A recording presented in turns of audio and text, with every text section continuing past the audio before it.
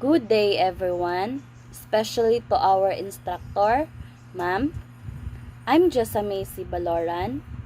Our topic is all about student diversity.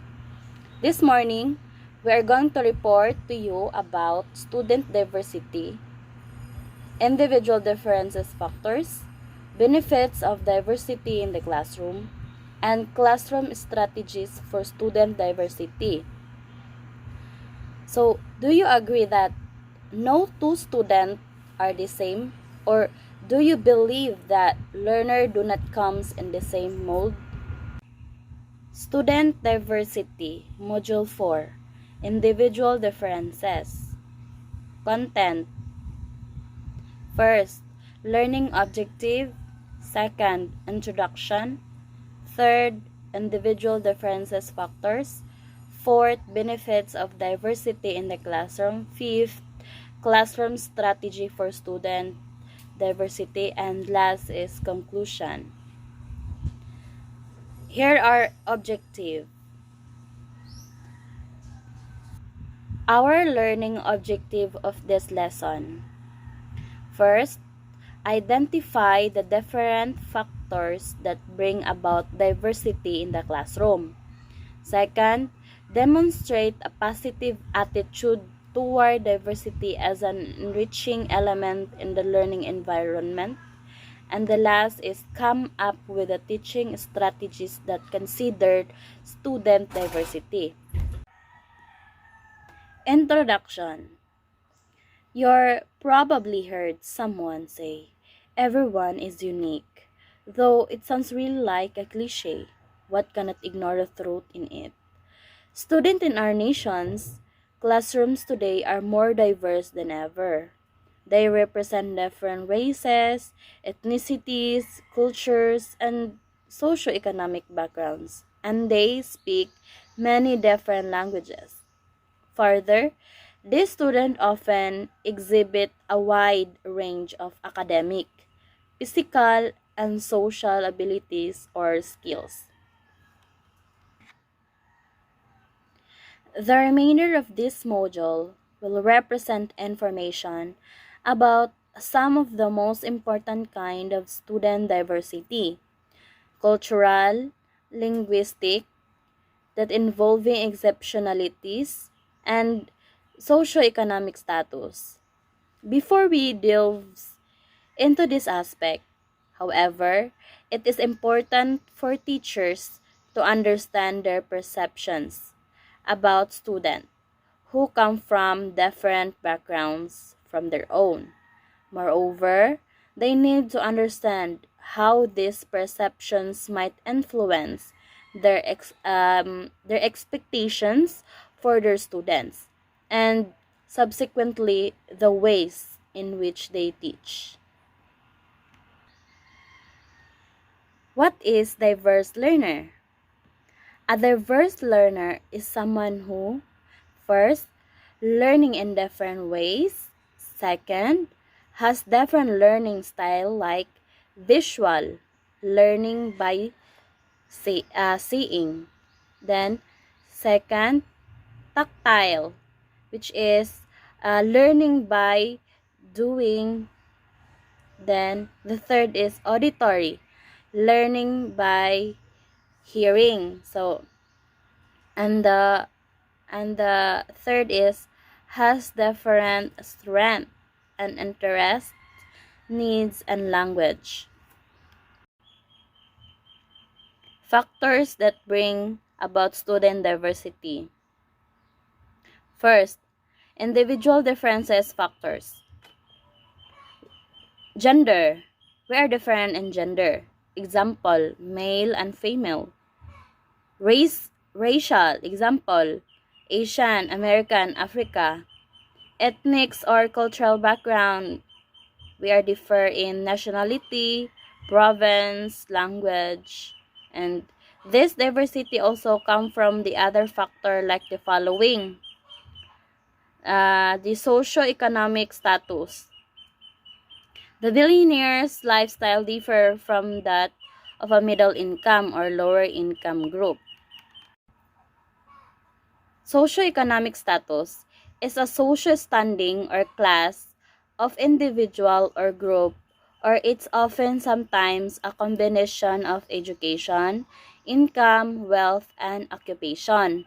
So here the illustration, if we can see, the lower class, if we can say they are mga maid, mga workers.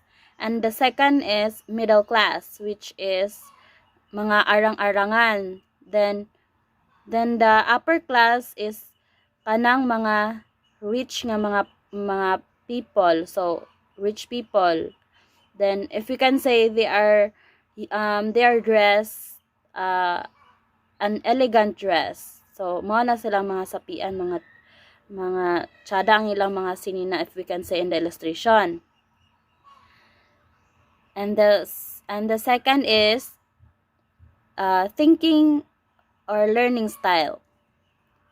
Some of you learn from saying something, the others by just listening, and still others by manipulating something. Thinking or learning style. As we can learn from our some subject, we have learned about learning style of individual. So, we have 5 stimuli that affect the learning style of individual. We have the environment. For example, you can study in a cool and quiet room, and others cannot. We have the emotional, motivation, persistence, responsibility, and instructor. We have also the sociological. You have can study along with the peers um, and colleagues. And we have sociological. You can study while eating or not eating. Or you are using perceptual modalities like auditory, visual, tactile, and kinesthetic. The last one is psychological, correspond to the type of sociological processes in our body. The third factor is exceptionalities. In class, there may be one who has difficulty in spoken language, comprehension, or saying or hearing. So, exceptionalities in K-12 schooling, exceptionalities refer to both disabilities and giftedness. For example, the student is having an autism, problem with communication and behavior. Deaf, lacking of hearing, or are blinded, kanang dili makakita. So, we have 5 factors. First, behavior. Second, communication. For example, if the a student or a person is having a hard time in hearing, he has language impairment and learning disability. Third, intellectual is either the student is gifted or is having a mild intellectual disability or development disability. Fourth, physical refer to the student that is blind or having a low vision. So, dili kay niya maklaro ang iyang makita. Then, and the last but not the least is multiple exceptionalities. For example, if the student cannot speak or dili siya maka istorya, or at the same time cannot talk, o dili siya maka-express sa iyahang by on his or her language. So these are factor of exceptionalities. Second factor that brings about student diversity. Second, benefit of diversity in the classroom. Student self-awareness is enhanced by diversity. Exposing students to others with diverse background and experiences also serves to help students focus on their awareness of themselves. When they see how others are different, students are given reference point or comparative perspective which sharpen assessment of their own attitudes, values, and behavior. So by this uh, comparative perspective of a student, so ma-assess niya ang iyahang kaugalingong personalidad, which is ang iyang attitude, ang iyang pamatasan, and then iyang values and behavior. So iyahang ma-reflect ang iyang kaugalingon to the other student. Then the next is a student diversity contribute to cognitive development. So the opportunity to gain access to the perspective of peers and learn from other students rather than the instruction only. So maybe especially important for promoting the cognitive development of the learner. So para po the more siya maka-learn, naa siya learning sa iyahang mga classmates by maybe in a small group. So maka-learn siya og mga idea within his group. Then as William J. Brinyan, the classroom is a peculiarly the marketplace of ideas. So makatuon ta within the classroom sa mga ideas sa atong mga classmates and even the teachers. Then the depth and the breadth of student learning are enhanced by the exposure to others from diverse background. So mas maka-learn ta kung naatay mga peers nga mga kauban para kanang makahatag pod og ideas, no? Makahatag pod og ideas ang uban, then makabalo pug ka kung unsa to nga mga idea, no? Vice versa lang siya ba, sharing of ideas. Then the next is Friedrich Nietzsche. Student diversity in the classroom brings about different point of view and varied approaches to the learning process. So as Nietzsche, a German philosopher, the more affect we allow to speak about one thing, the more complete will our concept of these things, our objectivity be. So as Nietzsche says that the more kuno nga affect we allow to speak about one thing, so the more complete will be our concept, no? Then the next is a student diversity, prepared learner for the rules as responsible member of the society.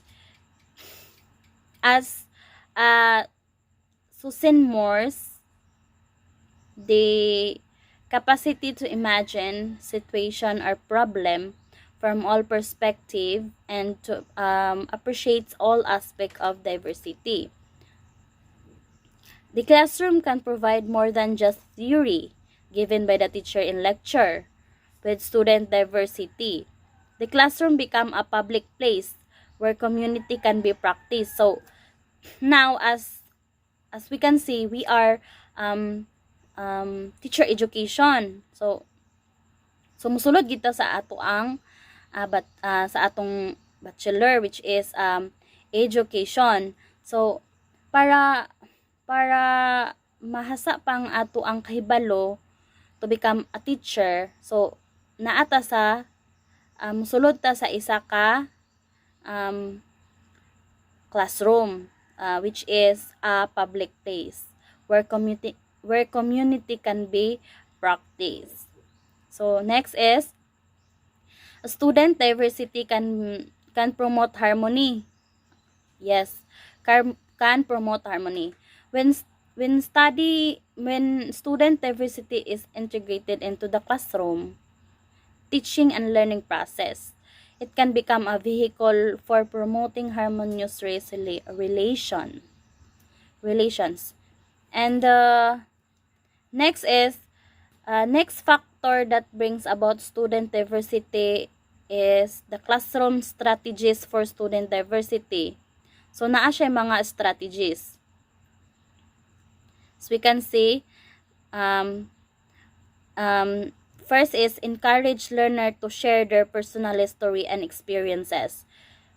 A student will be made realize that they have something in common with the rest. They also differ in several ways. Yes, we are differ in several ways. For example, so some of us is a working student.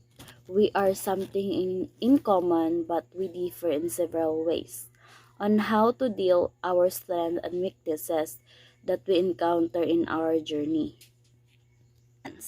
Diba? So, next is integrate learning experiences and activities which promote student multicultural and cross-cultural awareness.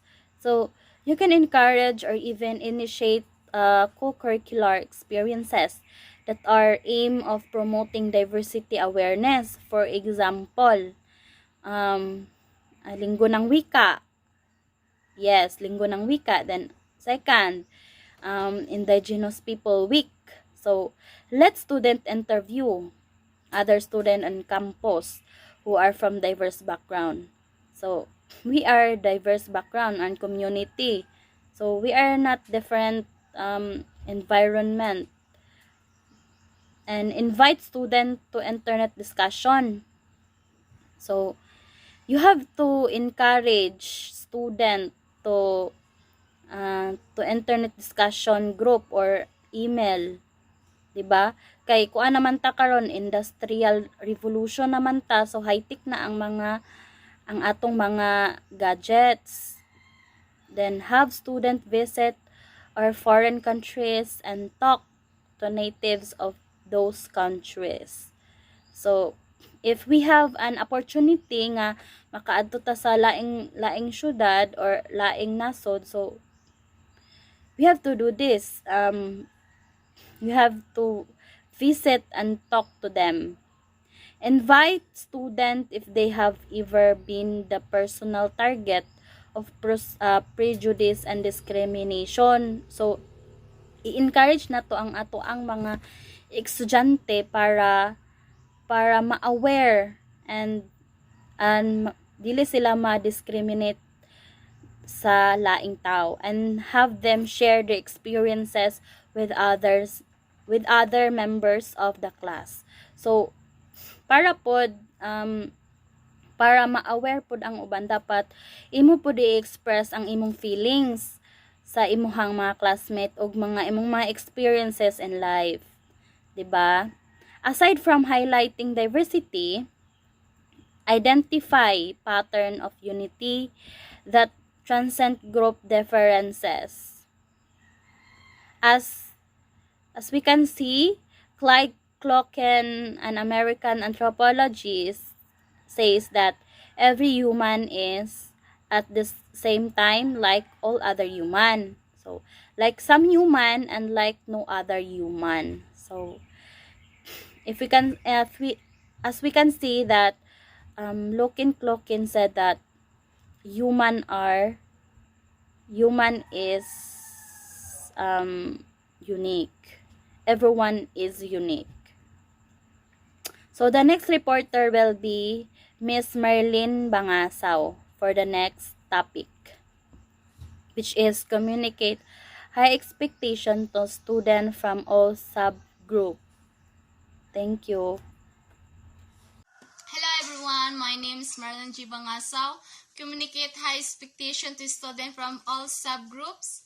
Make a continuous attempt call on or draw students from diverse group using effective questioning techniques that reliably locate student involvement. So, there are other strategies for drawing an involved student includes: first, assign them the role of reporter in small group discussion. Second, having them engage in pair discussion with another classmate with the stipulation that each partner must take turns assuming the role of both a listener and speaker.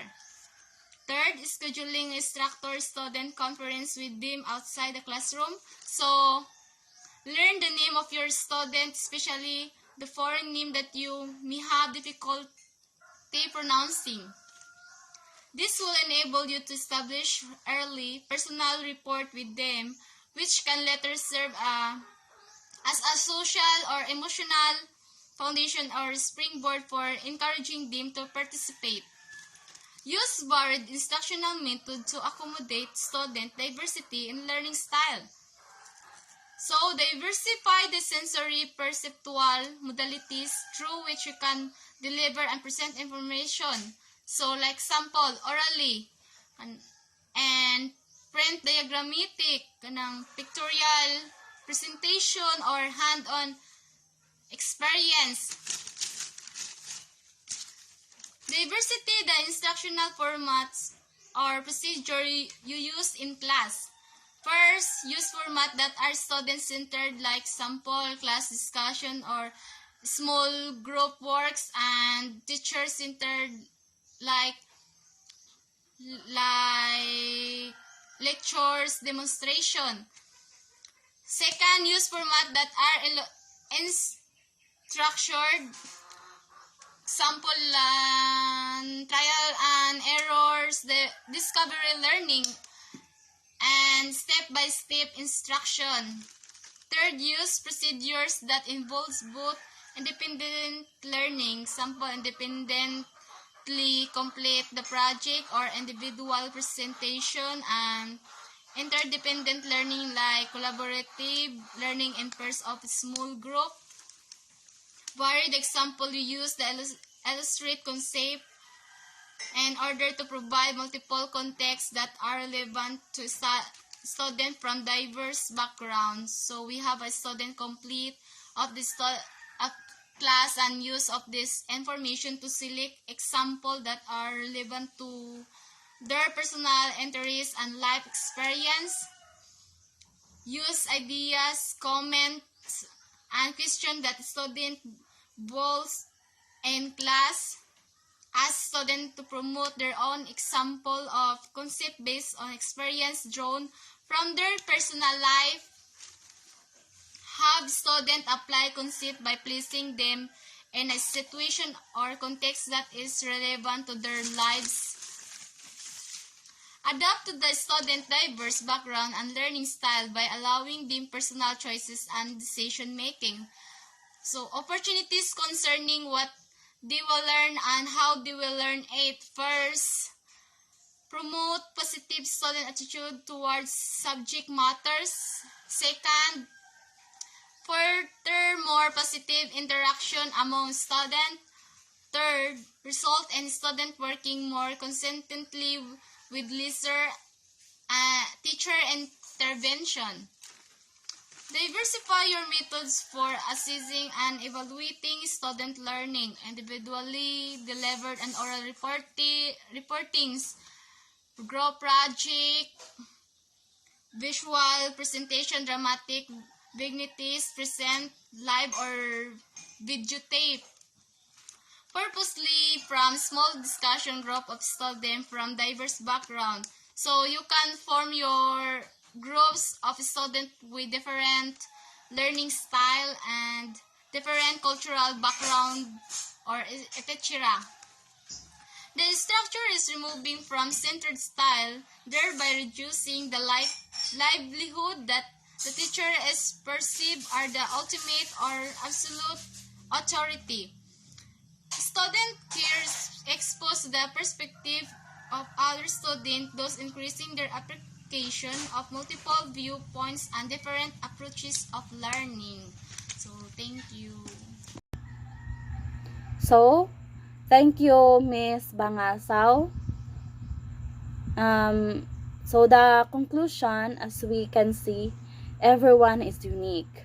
I conclude that we are unique individual differences and capability and learning strategies. So student diversity must be acknowledged and value all diversity. As Clyde Clokin says, that every human is at the same time like all other human, like some human and like no other human. So that's all. Thank you for listening to our presentation, and God bless us. Keep safe everyone, and thank you once again.